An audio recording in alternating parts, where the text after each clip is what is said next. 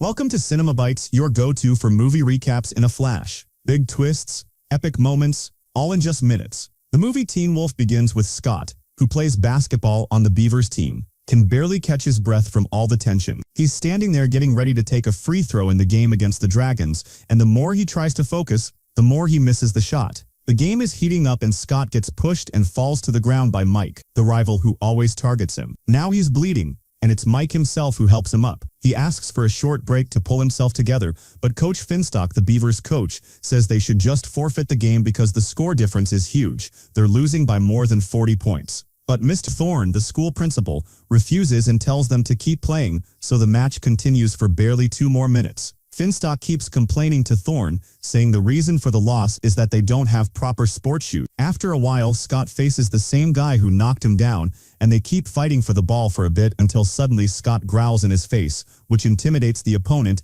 and he lets go of the ball. Scott grabs it and runs toward the basket. Time is almost up. Less than 10 seconds left, and this is the last chance to score. Everyone is focused on his shot, but unfortunately the ball hits the rim and bounces out. The hope that was there turns into disappointment, and all the players start to feel down and slump their shoulders from exhaustion and defeat. After the match, Scott and the team head back to the locker room. Chubby, the overweight player, tries to act tough and says he's on a diet, but Scott approaches him and pulls out some snacks he'd hidden behind something, chocolate chips, and Chubby gets annoyed and yells at him. After a while, Styles, Scott's close friend, enters the locker room, cheering and acting like they'd won. Scott reminds him they lost, but Styles just comes over and starts talking about how he wants to get beer so they can get into a party. Then he leaves Scott and goes to joke around with the other players. At that moment, Scott notices a really long hair on Styles' shoulder and pulls it out, weirded out. Without wasting time, Scott leaves Styles and the players and heads to Coach Finstock's office. He knocks, enters, and tells the coach he's been thinking about what he said about coming to him if they have any problems.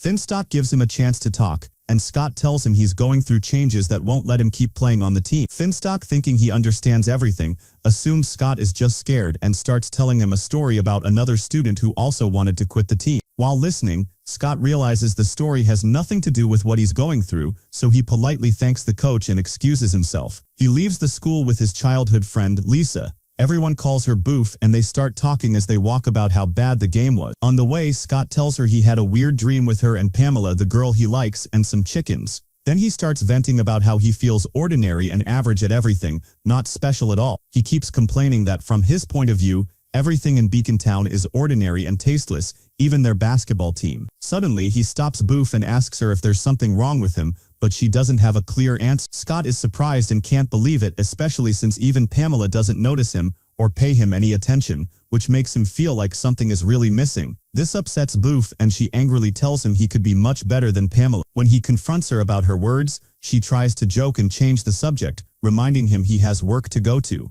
At that moment, Scott goes into his dad's hardware store, where there are customers coming in. Suddenly, he hears a sound coming from a little boy playing with his dog and a dog whistle. Scott manages to track the sound, lightly taps the boy on the head, and takes the whistle, surprised he could hear it in the first place. Then he goes to pick up an order for Kirk, the theater director at their school, and his hands are literally full of stuff. As he's walking down the school hallway, things start to fall from his hands one by one. And to make matters worse, he bumps into Principal Thorne, but manages to pull himself together and keep going. When he enters the auditorium, Kirk is watching Pamela rehearse for the play, and is correcting her performance with great attention. Scott comes in at that moment, introduces himself to Kirk, and asks if he can take Pamela to the party that night. While talking, he notices thick, long hair suddenly appearing on his hand, so he quickly drops everything, hides his hand, and gives her back her stuff so no one sees. Scott tries to convince Pamela to come to the party, but suddenly Mike appears, making it clear he's dating Pamela. The two of them leave together, and Scott is left standing alone, picking up the stuff he brought from the hardware store. A bit later, Styles continues his quest to get a keg of beer from Tony's liquor store, but Tony isn't easily fooled. He's sharp. Soon as he sees Styles too eager, he asks to see his ID, and Styles realizes it's pointless and decides to leave. That night, Scott sits with Boof and tells her he wants to quit the basketball team and join the school theater group. He almost starts telling her about the weird things happening to him, but Styles comes in and interrupts. Scott doesn't wait and leaves with him in the car. On the way, they pick up Lewis, who's coming with them to the party. While driving, they pass by Tony's store again, and Styles suggests Scott steal the keg using a toy gun, but Scott throws the gun away and says he doesn't need that. Inside the store, they line up, and as soon as Tony sees him, he gets nervous and starts yelling. At that moment, Scott's eyes turn red, and all he does is ask for the keg. Tony gets so scared he fetches it himself. After that, the three of them get into two cars, Scott and Lewis in the hardware store van, and Styles in the convertible with the keg next to him on the seat. On the way, they talk about Pamela and how Mike is still at school because he was in jail. Styles tells them to switch places with Lewis, and after a moment, he takes off his shoes, pulls out the mesh, and climbs onto the roof of the car, his hair flying in the wind, looking like he's having a blast. But Scott is the opposite. When he looks in the side mirror, he sees his ears have become long and pointed. He gets startled and the car swerves a bit, causing Styles to fly off the roof. When Scott looks again, his ears are back to normal, and Styles is standing on the roof as if nothing happened. Anyway, they arrive at the party, which is crowded and full of young people wanting to have fun. Styles gets out of the car, and he and Scott swap jackets and carry the keg inside. As soon as Scott goes in, he starts looking for Pamela, only for her to mock him for being quiet and reserved after she snubs him, as if she wants to make things worse for him. Then, the partygoers start a strange game where the girls take random boys' names, and Styles draws a name from a hat. Whoever's name comes up has to do a challenge with the girl. The first challenges involve whipped cream fights, and then Chubby eats a whole jelly plate in front of people. Boof gets a boy named Malcolm, but when it's Pamela, she rolls her eyes when she discovers his name is Scott, who appeared for her. At that moment, Scott looks like a crumpled, sweaty dollar bill, but no one notices. Styles, who started to slur a bit from drinking too much, decides to call Boof to distract her, and that's when Pamela admits that she got. Everyone pretends like nothing happened, and they all act casual until they reach the closet. Styles shouts, 2 minutes in heaven, which means the boy and girl get a chance to be alone without anyone watching. They push them into the closet and shut the door amid laughter and cheer. To keep things fair, Styles calls the next two and dares the boy to take a cup to the principal and ask for a urine sample. Meanwhile, inside the closet, Scott tells Boof he feels strange things, but she reassures him, thinking it's just an awkward moment, trying to calm things down. They manage to ease the tension a bit, but suddenly something unnatural happens. Scott starts running his nails, which now look like blades, down Boof's back. The guys outside notice the silence,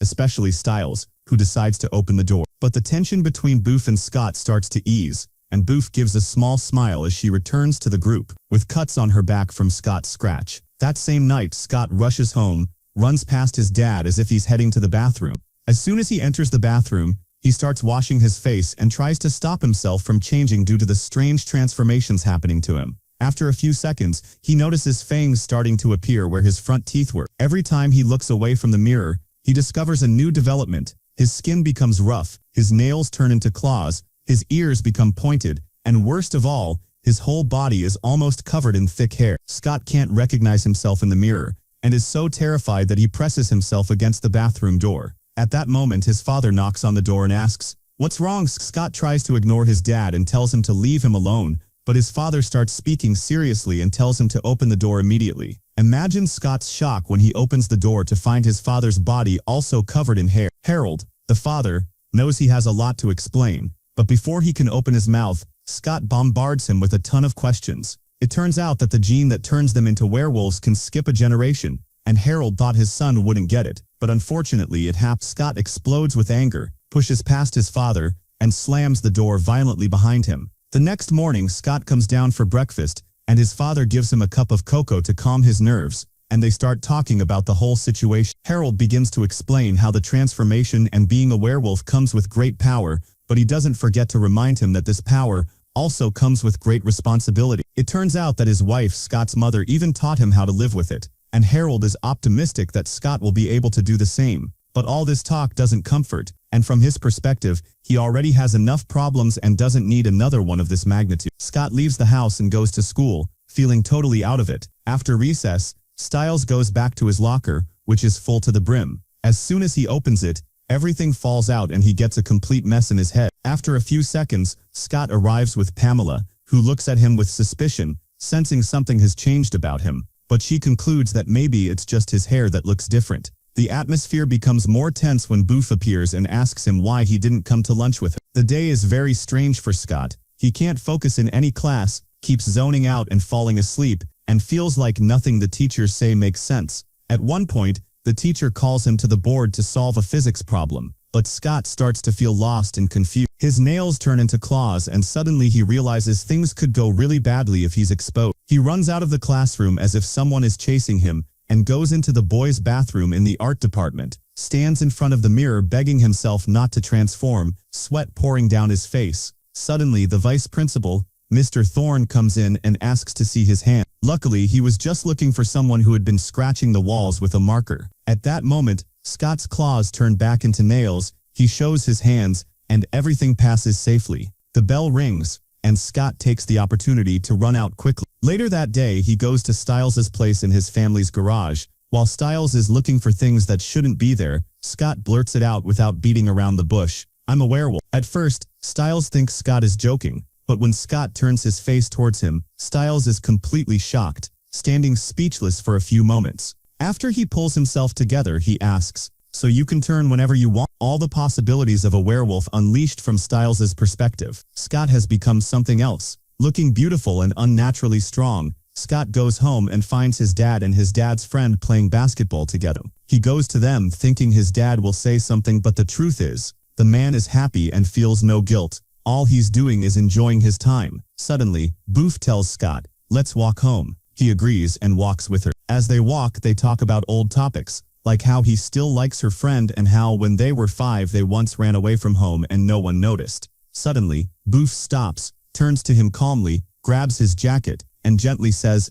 "I'm here if you want to talk." But Scott feels she won't understand him this time, so he says so indirectly and leaves. Game day comes again, this time the Beavers team against the Cadets. Boof and Styles attend the game and cheer for Scott before they go to their seat. Unfortunately, Scott gets pushed and falls in the first few minutes. Luckily, the team gets a free throw. He stands to shoot, and as usual, misses the first one, but he gets a second chance, and here his eyes glow red, and he uses his werewolf ability. He throws the ball, and it goes into the net as if pulled by a magnet. Suddenly, he finds himself surrounded by 6 players trying to take the ball from him. He starts growling, and with all the pushing and shoving, he emerges from the crowd as a full werewolf in every sense of the word, hair covering almost his entire body. The whole gym goes silent, even Vice Principal Thorne can't say a word. Scott starts dribbling the ball with his hand, looking into the eyes of anyone brave enough to meet his gaze. No one moves, and Scott charges toward the basket and dunks the ball with a rocket-like slam as if to say, "I'm here and no one can stop me." The referee, still not understanding what's going on,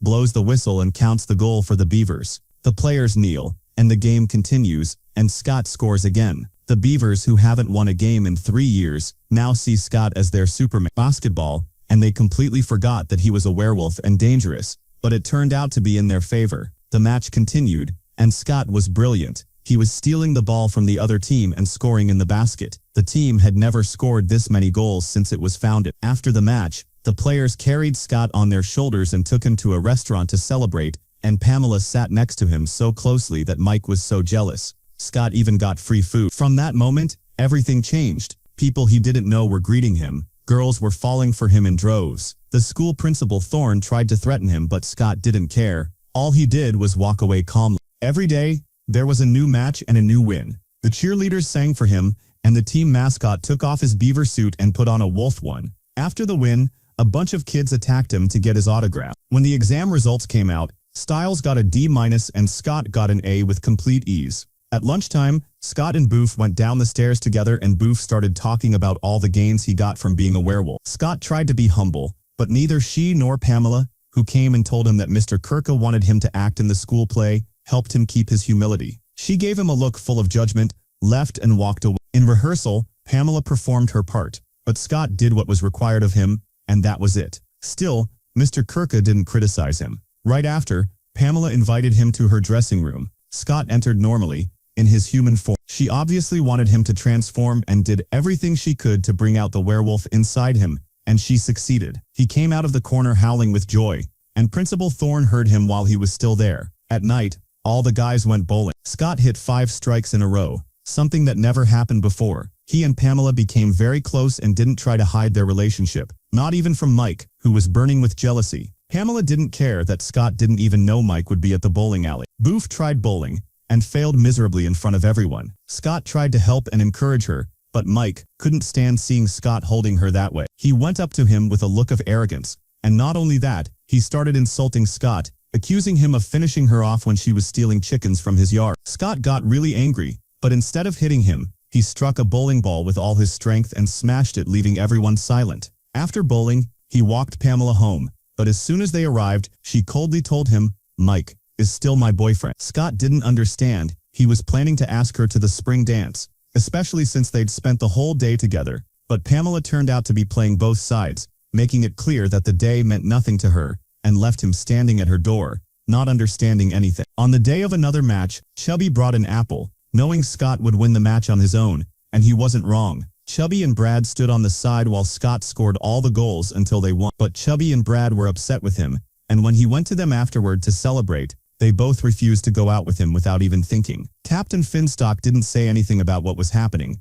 only wanting to keep the winning streak going. Afterward, Scott decided to go see Styles but was surprised to find his friend had a new car. It turned out he'd gotten a convertible and put a big sign on it, Wolfmobile. Scott liked it, but couldn't stop thinking about Lewis, whom he hadn't seen in a while. Styles wondered if Lewis was afraid of him, but didn't say a word, and Scott understood everything. To change the mood, Scott climbed onto the roof of the car and started showing off his moves as they drove through town, doing handstands on the moving car as they passed by Scott's dad's hardware store. Returning home at night, his dad was doing taxes and asked, "Why haven't you been coming to the shop?" Scott apologized, saying he'd spent the day with Styles. His dad already knew, and told him, "You've been making people laugh at you." The conversation turned into a heartfelt talk. Scott said he still couldn't control what was happening to him. His dad started telling him about his wife, how it ended, and the day they realized they were meant for each other. It turned out that Rusty Thorne, the school principal, used to love Harold's wife, and whether Harold threatened him or not, Rusty always hovered around her. One day, things got out of control, and Harold turned into a werewolf in front of Rusty Thorne. It was such a shock that Rusty almost wet himself. Scott said he would have given anything to witness that moment, but his dad didn't mean it that way. He only wanted Scott to know that he had to be present and in control when using his power. The next morning, Booth picked Scott up from his house to go to school together. As they walked quietly, she brought up the spring dance. Scott asked if she could be his date. Booth didn't mind, but set one condition. He had to go to the dance as himself, not as the werewolf. Scott couldn't agree, so they decided to just dance together as friends since they'd known each other for so long. Booth couldn't say no. The day of the spring dance arrived. Scott wore a white suit, styled his fur, and entered the party looking like he'd stepped out of a magazine. He gave a little howl for encouragement, then went inside. The students were dancing to loud music, but as soon as Scott entered, everything went quiet and all eyes were on him. He gave out light greetings like a celebrity, then had to show them what he could do. Booth nodded to him to go ahead, and Scott did a famous Michael Jackson move from a music video. The whole crowd started copying him, and the party went wild. At that moment, Principal Thorne walked in and saw what was happening. He couldn't believe his eyes at Scott's influence on the student. Amid the chaos, Booth took Scott aside and told him she needed the real version of him, even if only for half an hour. Meanwhile, Mike looked furious, and Pamela was trying to justify herself, saying she just wanted to dance with Scott and that was it. While they were talking, Scott turned back to his human form, grabbed Booth by the hand, and took her to the dance floor to dance together. Suddenly, Mike came over and punched Scott in the face, repeating his threat to stay away from his girlfriend, and even insulted Booth. At that point, Scott couldn't take it. His eyes started to turn red as soon as Mike hit him. The students tried to warn him, but after a few moments, when Mike looked back at Scott, he had fully transformed into a werewolf again. Scott scratched Mike. They had to hold Mike back so he wouldn't retaliate in the middle of the crowd. People started gossiping about the one who said Scott had become a beast, one of their own, standing there while all the Thorne school kids were smiling as if his heart was happy with what was happening. Scott felt suffocated and couldn't take it anymore, so he ran out into the hallway and slammed the door. For a moment he thought about going home, but Thorne followed him into the hallway, his tone hopeful that Scott would finally be expelled from school. Thorne grabbed him and pushed him against the wall, telling him to stay away from his son, glaring at him with a threatening look. He started to growl and Thorne was so terrified. Life went on. Scott and Pamela kept rehearsing for the school play, but Scott was acting as himself, not as the wolf. Mr. Kirk stopped him in the middle of the performance and told him people wanted to see the wolf, not Scott, but Scott insisted on his position, and when given the choice to transform or give up the role, Scott left immediately. What happened at the spring party made Scott see the world differently. He decided to leave the basketball team. He was standing in the hallway, and Booth was trying to convince him to reconsider. After a while, Styles came and joined him. As soon as he heard the news, he decided to do whatever it took to change Scott's mind. There were 4 hours left until the championship game, and Styles was so proud of the team that he couldn't even show his face now. He found himself with Scott, who didn't want to transform again no matter what he said. Scott wasn't convinced, and when the game started, it was clear to everyone that the Beavers were going to lose. The other team was the Dragons, and Mike wasn't letting anyone play. He knocked Brad down so hard that people were upset by the sight and had to carry him off the court. While they were still helping him, Scott entered the gym looking normal. Everyone turned to look at him, as if they couldn't believe it. Styles looked the most disappointed, and Captain Finstock met him at the door and asked about the wolf, but Scott told him honestly, "I'll play like this, without transforming." The crowd started chanting, wanting the wolf, but Scott repeated, "I'll play for real." Scott returned to the court after hearing all the scenarios predicting they'd lose, but he confidently told them he believed they could actually win. After some encouragement and motivation, everyone got back on the court. Mike bumped into him, threatening to end the game. The ball reached Chubby, who was standing there not knowing what to do until Mike yelled at him, "Throw the ball, fat boy." The insult provoked him, so he threw the ball toward the basket, and he scored. That goal energized the rest of the Beavers. Half of them ran to defend, the other half to attack, and they started playing together like a real team for the first time. They were passing, defending, and scoring, and the point gap started to shrink bit by bit. But the Dragons were still trying to stay ahead, and even got a foul because they knocked Scott down, who then took a free throw. As soon as he got the ball, the crowd in the stands went wild, and the Beavers played as if their lives depended on it. After a while, the gap was just 10 points. Chubby scored another three-pointer, this time without even looking, and the crowd went wild with joy. Mike lost it too, knocking Scott down for the fourth time, but Scott just got up laughing, happy that Mike only had one foul left before being ejected from the game. The tension increased with every second, and the Beavers kept getting closer. Scott scored another point, and Chubby became a three-point machine. There was only 1 minute left, and the score was 50. The Beavers had to defend for a whole minute, quickly passing the ball to Chubby, who immediately passed it back, but before he could play it, Mike pushed him to the ground. The referee blew the whistle, and the crowd who had been cheering all got angry and started cursing Mike as if he'd robbed a poor child. Rightfully, Scott got 2 free throws. He stood at the line, taking a deep breath, while Mike stood on the other side yelling and trying to distract, but Scott wasn't affected. He focused on the basket and threw and scored. The score was now tied, 51-51, and the Beavers' entire future rested on one last free throw. Scott stood, prepared himself, and threw the ball. The whole crowd went silent, watching as it flew through the air. The ball fell through the net. In an instant, the whole hall erupted in joy. His teammates and the crowd rushed to celebrate him, lifting him on their shoulders and chanting his name, happiness filling the place. Even Chubby, the three-point king, was lifted up amid the cheers and excitement. But she stood there, watching all this, wanting to approach Scott and talk to him, pushing her boyfriend Mike aside to reach him. But Scott didn't even notice her,